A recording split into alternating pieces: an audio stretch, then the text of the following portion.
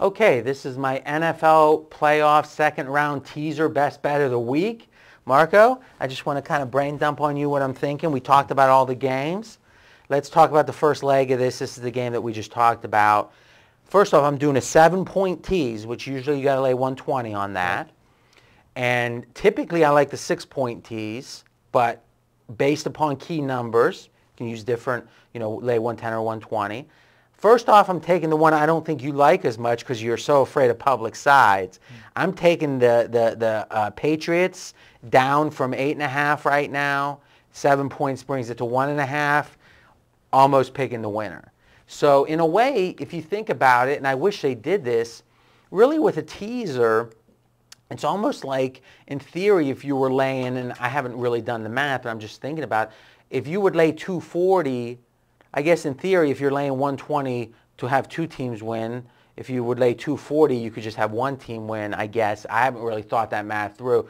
But really, a teaser is just two separate bets, and you better like them a lot because both have to win. Right. Talk me out of New England minus 1.5 being a good bet. Well, it's hard to. I mean, they look like an absolute machine down the stretch. All they got to do is win and win over a team that the last time they played, they beat 45-3. I mean. Now, if this game's 11, if this game's 6.5, I don't play it because this is what you call an advantage teaser, and you're going through 7, which is a key number, and you're going through 3, which is a key number. So all teasers should look good. The question is, like in baseball, all aces playing bad teams look good. The question is, do you lay 190? Do you lay 260? In baseball, what are you laying? And with teaser, you're laying a heavy toll. It better be great. To me, I think that it's hard to get a better NFL bet than the Pats winning this game. I can guarantee you that will be the most heavily bet teaser in all combinations this week here in Vegas. Vegas will have their exposure on that game. If somehow New England loses this week outright, the Vegas books will clean up. All right. Second piece is something that I actually had never really thought about using this technique. And really, if New England were the only side of this, I would be taking 6-point teaser. I don't need 7. I don't got to get to 1.5. I would have got to 2.5 with no problem. Right. I like Pittsburgh because I like them. I think 3.5 is a little short. And right now you're laying 3, minus 120, minus 125. You also can lay 3.5 in some spots. Ideally, you find a spot, you're laying 3.5 and it's only 110. And then you flip the 3.5s. And this was something Frank talked about with Johnny. And I'm looking out to the 2 camera here is, if any of you guys haven't seen that video, Johnny Detroit had an amazing talk with a professional bettor here in Vegas named Frank, name in quotes. 2 videos, you can get that at pregame.tv. It's a must watch. He talked about flipping the 3s. And let's think about that. Going from 3.5 to 0, pick'em, is 3.5 points. To go from pick'em to 3.5 is 3.5 points. 3.5 and 3.5 is 7 points. So what I'm doing now, I've always preached don't go through 0.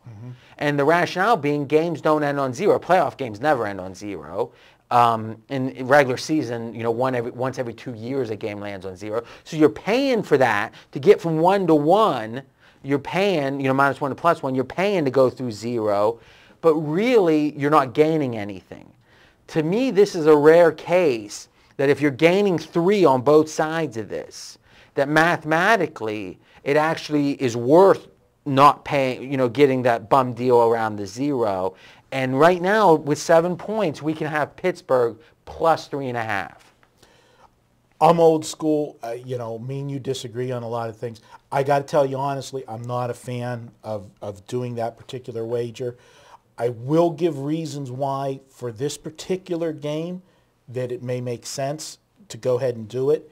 But to me, history just tells me that the only time the Steelers minus 3.5 and the Steelers plus 3.5, that it's going to, one's going to be a winner, one's going to be a loser, is if the game actually has to fall on 3. The history here is these teams do play tight games. Pittsburgh, Baltimore, last 4 games have been decided by 3 points.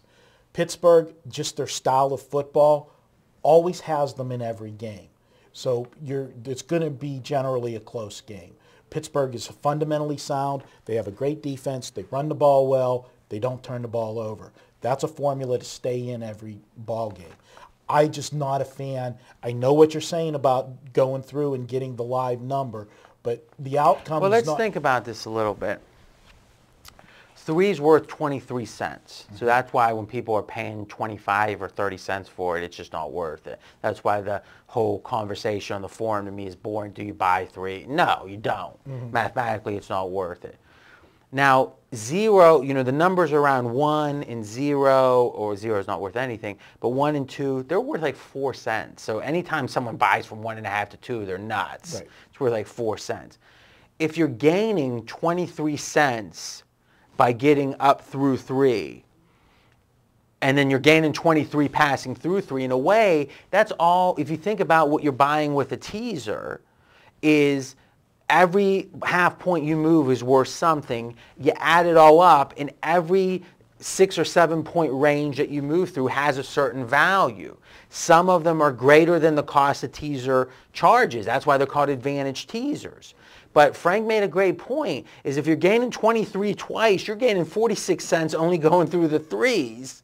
And then the fact you're losing some value through the 1s and the 0s, it makes it a worthwhile play.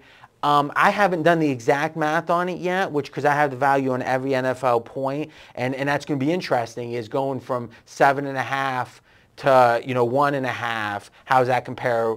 Or let's do a 7 point, so 8.5 to 1.5. How does that compare point sense wise to flipping 3s? But I got to tell you, let's assume the math is okay for a second, and if Frank says so, I believe him, and it logically makes sense to me. Is there a game this whole year you'd rather have 3.5 points in than Pittsburgh at home? Really, what we're saying is, to lose this bet is Pittsburgh's got to not only get beat at home, they got to be beat in a game that's not close. Well, but 3.5, I mean, 1 touchdown, 1 score is there. I just don't see enough value for me, for my personal taste, to do it. To me, not that I'm saying to go out and take Baltimore, but I think Baltimore plus 10.5 presents way more value in this type of game than Pittsburgh plus 3.5 for the same line number.